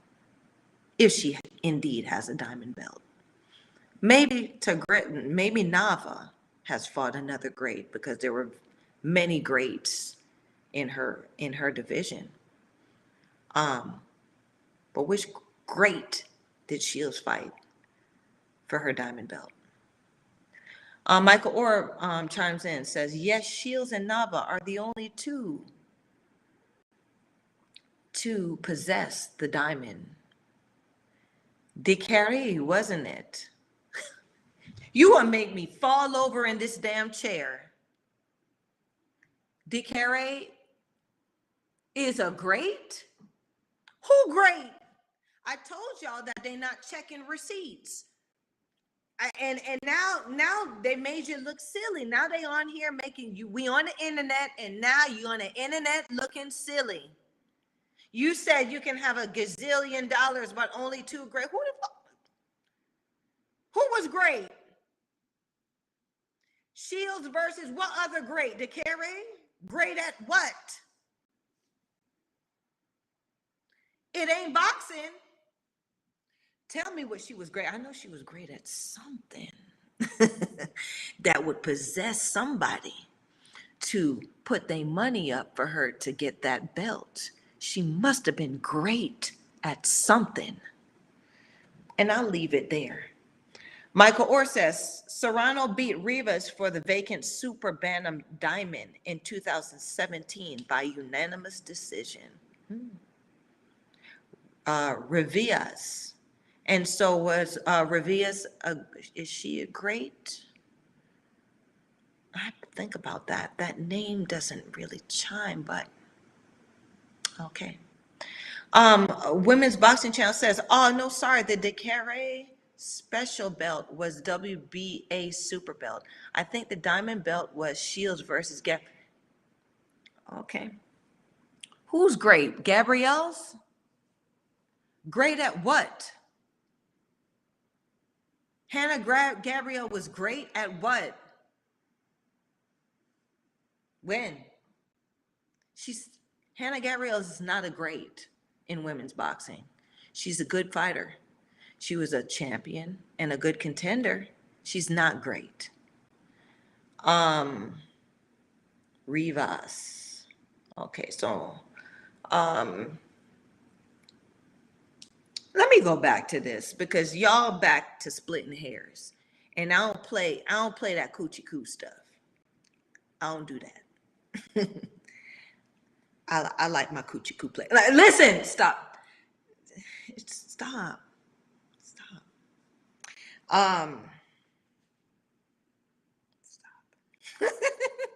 Don't stop. And so why are there so many belts? There's so many belts mainly because the promoters and the sanctioning bodies and even the fighters make money from the branding of the belts. Okay, so if you possess these belts, you automatically are supposed, they people supposed to know that if you going to promote them, if they going to have you on their card, if they going, if you going to endorse them or whatever it is, they're branded by this belt. They pay the sanction fee. You going to have to pay them so they can pay that fee, right? So it adds another 0 or 2 on your pay scale. That's why. It's not because they're the best or the greatest, right? As you can clearly see, it's because they can afford it. Somebody paying for it. Okay? Um, and so there are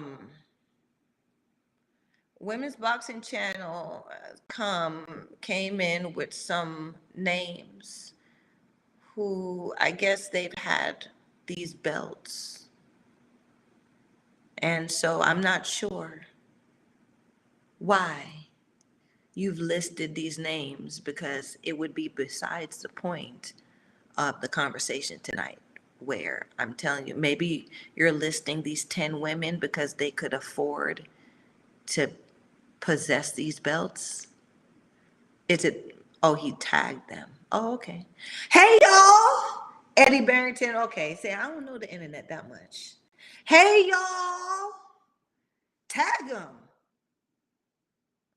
Yeah, I would love if any of them could speak on what I just said, because ain't no lies being told over here, right? But if any of y'all gals beg to differ from what was said, you can be my guest on the Sugar platform and dispel whatever untruths or whatever it is that you may want to dispute.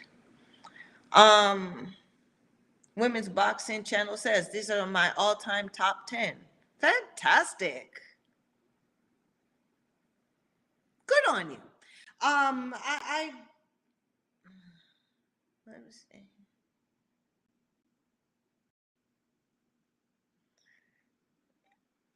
Your number 10 is my number 4 on my top 10 list. You got to give Anne Sophie Mathis a lot more credit than what you given to her, because I don't understand how you can rank Anne Sophie Mathis at number 10 under Katie Taylor when Anne Sophie Mathis was knocking broads flat. She was the most powerful, one of the most powerful women's punchers, female punchers, along with Ann Wolfe. You got Ann Wolfe at number 8. Like, these broads, Katie Taylor can't hold a candle in the ring to these two fighters, right? But that's your list. Um, okay, so there's prestige in the branding and stuff. And so let's go to we're gonna go to my lovely assistant. My lovely assistant going to start putting up these belts now. What's the first? Now we can look at these belts, okay? We're gonna go through them fast. All right, so we're gonna go from the lower to the higher. Okay, so on here, it's a little, okay, it's a little, and you see it. Okay, there it is. Okay, so there it is. So the first one I'm gonna talk about is the WBU, the World Boxing Union belt. Okay, so this one was founded in 1995. Okay, and this is by an IBF representative, which is another sanctioning body that we're gonna get up to. But excuse me, their European representative branched off and established this World Boxing Union in 1995. This belt here, though, is not recognized by the four main bodies, and we won't go over who the four main bodies are, okay? But it is recognized by the European Boxing Union. So if you're a European fighter, Okay, and in all of Europe, you get this belt. You branded. You still pretty good at. You still pretty branded. Okay. Um, Also, it is recognized by the British Boxing Board of Control. So if you have this WBU belt in Britain, you carrying some heavy weight. Okay, they have acknowledged that this is branded and it is holds some prestige. Okay, um, next image, lovely assistant. Okay, so this is the IBO belt. Okay, the IBO belt is the International Boxing Organization.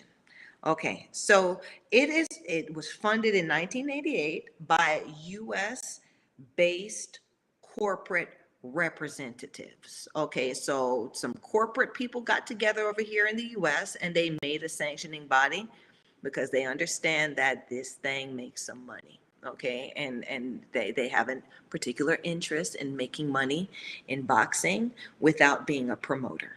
Okay, so this is a safer way to do it, because I mean everybody wants a belt now.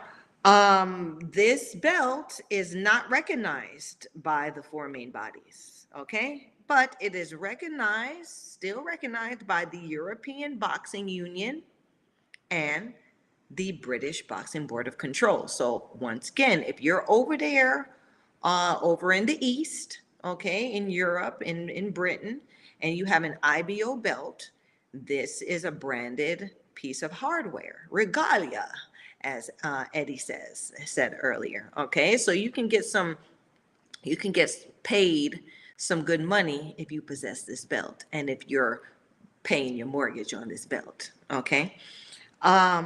Next image, lovely assistant. Okay, so we have the uh, goodness, the WBO belt here, and it says Super Champion on the belt. If you look, you see it says Super Champion up there. Okay, so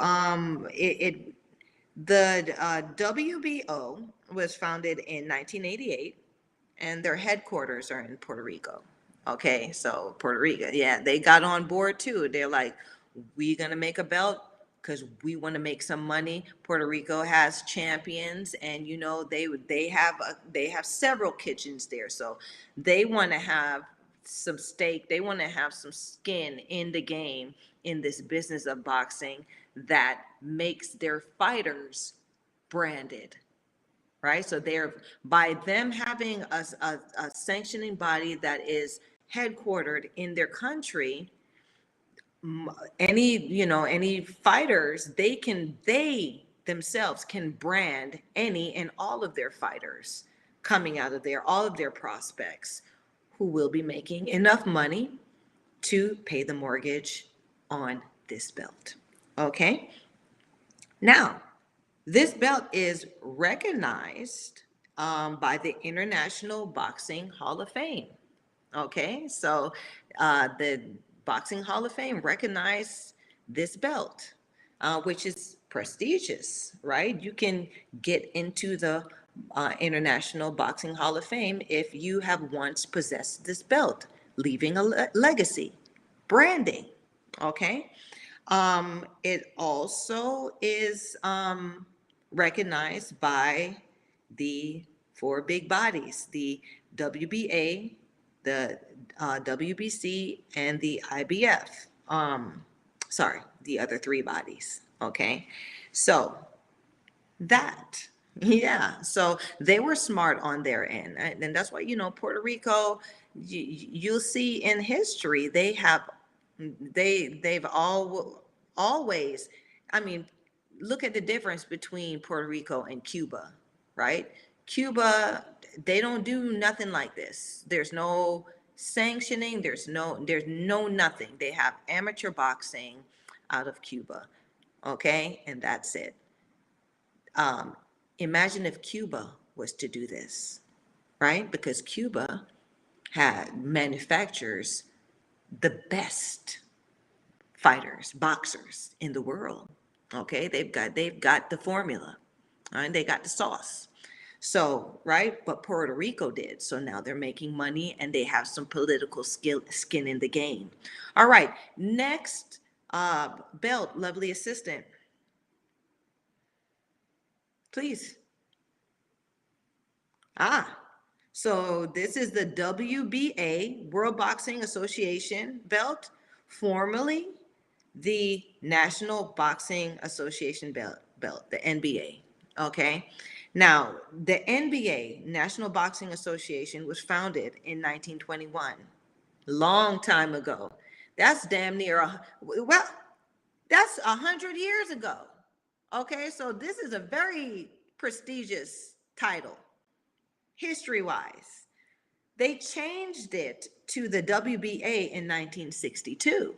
Okay, and it's the oldest of the four major sanctioning bodies, of course, and it is recognized by the WBC, the IBF, and the WBO. So there are four major sanctioning bodies: the WBA, because it's the oldest, WBO, IBF, WBC. Okay, and so, lovely assistant, next image. Okay, so now we have the IBF belt, the International Boxing Federation belt. It was founded in 1983, and the headquarters is Jersey, USA. Okay, so you got some corporate people, you got some guys that took a particular interest out of Jersey into this sanctioning body thing. Funny enough, a lot of these fighters, top fighters, at one point came out of Jersey, right? Because the Jersey fighters were branded by that belt. Okay. This is politics now. Y'all see, this is politics, right?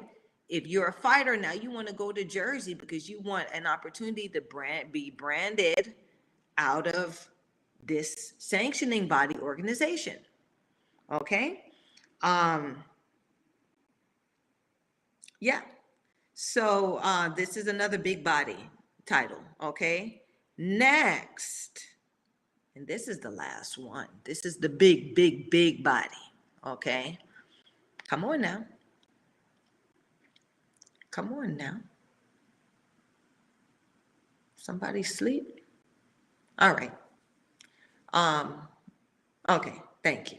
I was like, did you fall asleep?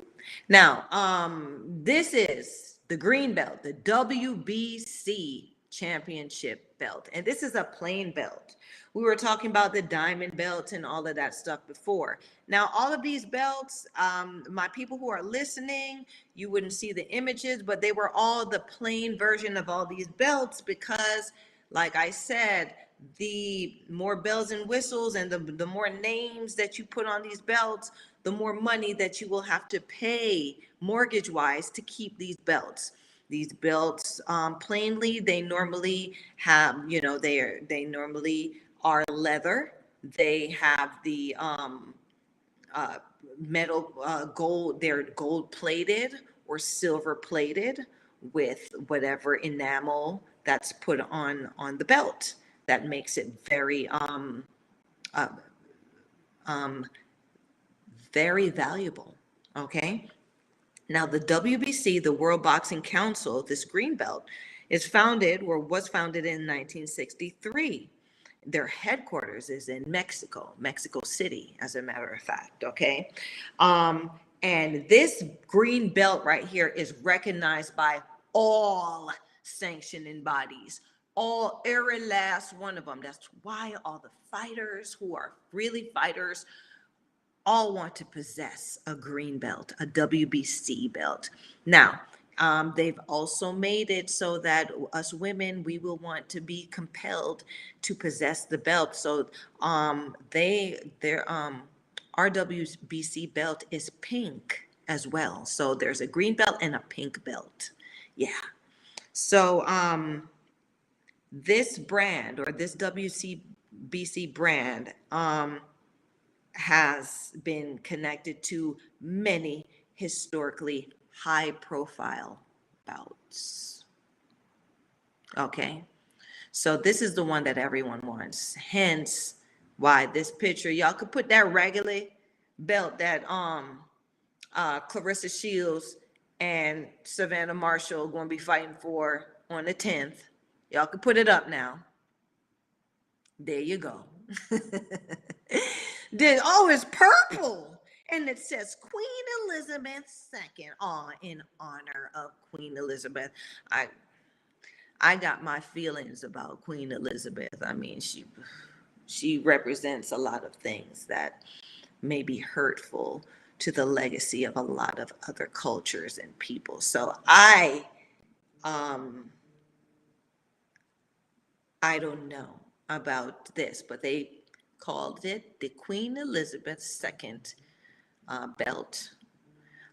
It's a world champion belt. It says United States and United Kingdom on the belt. And I'm sure it has a whole bunch of other bells and whistles on it that the one broad that could pay for it will pay handedly for it.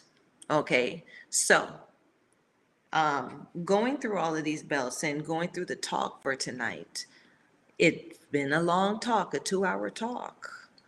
Oh my gosh, Women's Boxing Channel has chimed in and says a lot of things. Let's see though. I gotta just, cause I gotta wrap it up.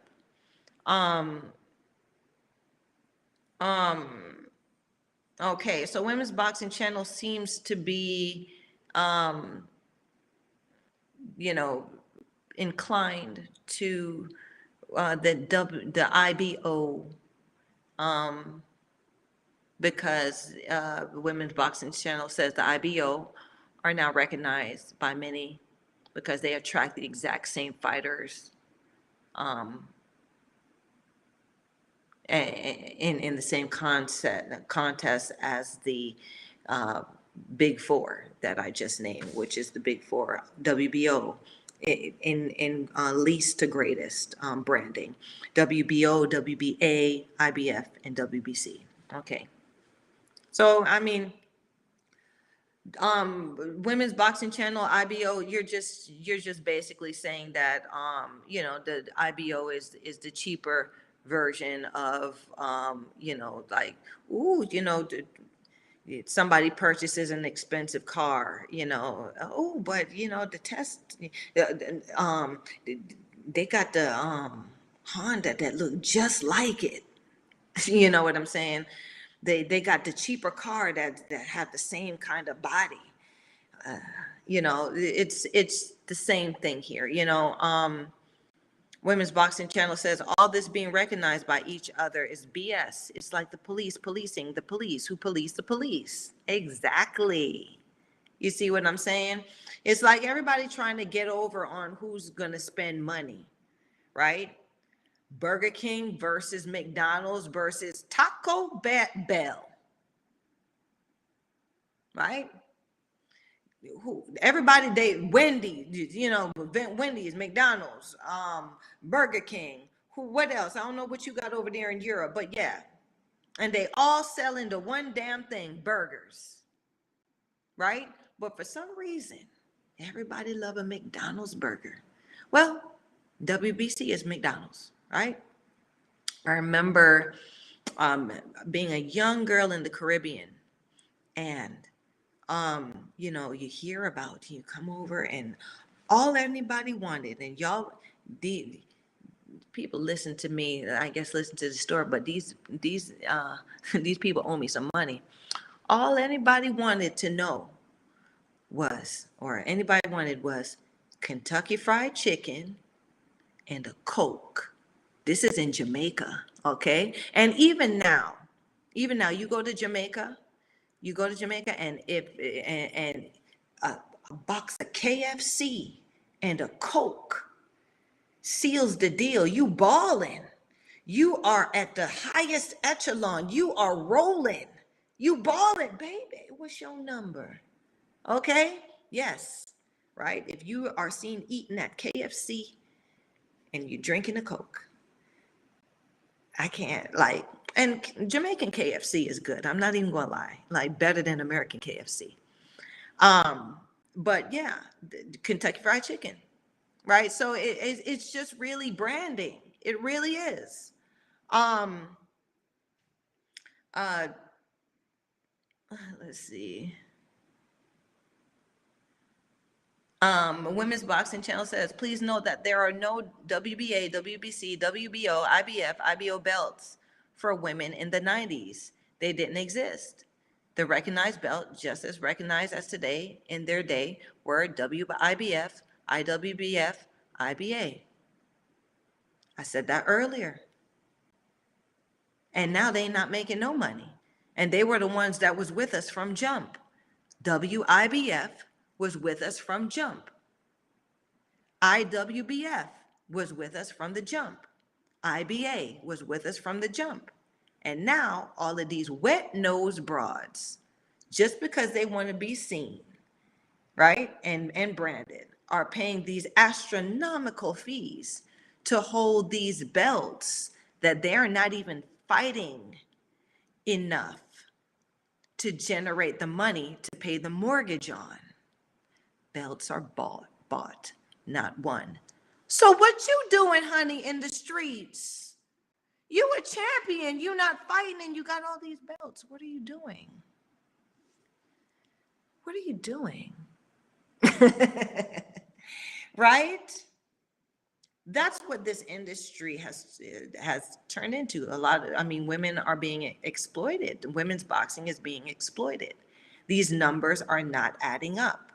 Women are not making enough money to hold on to these belts.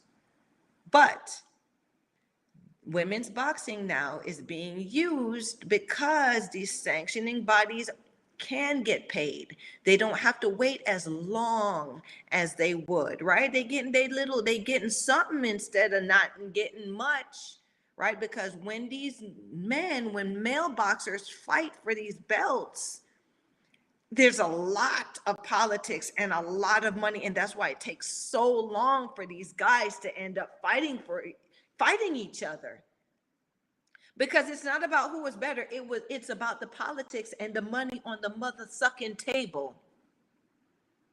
Whose backer is willing to negotiate to pay the most money? Pacquiao had backers that paid his money from when he was the little itty bitty man to that top big man. It wasn't because he was great. He was a good fighter. Yes, but there are many contenders out there in the rankings that will beat your champions. They're not the best. They're not the greatest. I was on a date one time and the guy said something to Clarissa Shields, she's not the best out there. She has all the belts, looking at me like I'm stupid.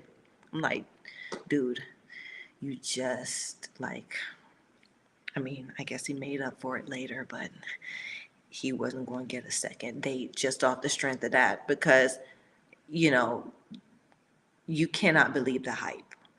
It's a real turnoff when somebody when it's a real turnoff to somebody like me when you can see people falling for tricks, for games. You got to use your mind. You got to use your discernment and know what this thing is about, what this game is. Otherwise, when you talk, you look stupid to people who actually know what this thing is, right? I would never go to the White House talking about no politics. Why? Because I really don't. That right there is a deeper politic game than what this is. And this is boxing. So I know definitely how stupid people sound when they talk politics, especially when they don't know what the underlining themes and meanings and all of that other stuff means. So I stay in my lane. When y'all hear me talk about boxing, Sugar know all the shit. Okay, just like Uncle Roger would say, you don't know shit about boxing. A lot of y'all don't know shit about women's boxing, but y'all out here and y'all have shows and y'all have guests and y'all don't know what kind of questions to ask. Y'all don't know who y'all don't know who to say what to. And Sugar's on here to blast y'all about it. But I'm gonna call it a night, y'all. Women's Boxing Channel says he dismisses the original belts the greats fought for, trying to twist history. I don't equate history with belts. That's their history. That's their documentation. That's their, client list. These people paid the mortgage for these belts. It's not, these are the greatest fighters. The greatest fighters have to be acknowledged and recognized by the people. That's why the term, the people's champ, is the most valuable title to have. Not WBC, not IBF, not WBA, not WBO, not IBO, not WBU. The people's champ, the people's champ is the greatest title, because that means the people see you. The people recognize that you are great. The people acknowledge your greatness and your talent, and they value the blood, sweat, and tears that you put in this. And you don't have to pay them, because they are paying you for that. And with that note, I'm going to put a conclusion to this episode, the Belts and Bodies Sugar Show. You guys like, subscribe, share this sugar, okay? Women's boxing is dropping in. Listen, I'm not going to come on you after I did such a great conclusion. You ain't going to drop in with that garbage. Y'all leave me on this, on my comment section, if y'all made it this far in the show. Leave in the comment section who the women's people champ is.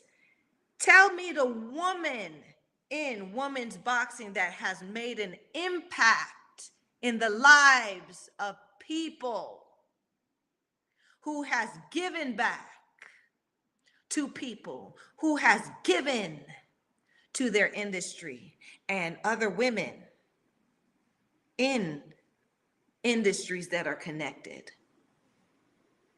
That's the people's woman champion. Okay? She ain't no broad that you throwing in my face. I don't care what hotel you got so she can get freaky in. Madison Square Garden, I don't give a shit. I don't care what hotel room you got screwed in, honey. You a broad just like the rest of us. You a hoe in the boxing business, and the boxing business don't do nothing but hoe the hoes. Right? It pimps the hoes. It's gonna make its money. You can get a little change too, but it's gonna make its money off your back and your blood. Okay? You guys like, subscribe, share, invite people, okay? Share the sugar, all right?